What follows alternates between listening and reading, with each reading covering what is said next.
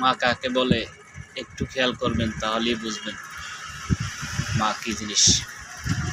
গতকালকে জন্মগ্রহণ লেগেছিল, তাই কোনো এক মা শুনেছে যে আজকে জন্মগ্রহণ লেগেছে। কেউ কেউ বলেছে জন্মগ্রহণের দিন সন্তান পেটে থাকলে কোনো কিছু খাওয়া যাবে না, নড়াচড়া করা যাবে না, একভাবে শুয়ে থাকতে হবে। তাই লং টাইম সেই মা কিছুই খায় নাই, শুধু একভাবে শুয়েছিল তার সন্তানের জন্য।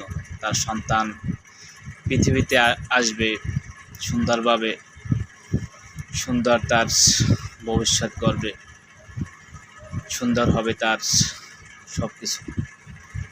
শুধু একটাই কারণ, তার সন্তানের যেন কোনো ক্ষতি না হয়।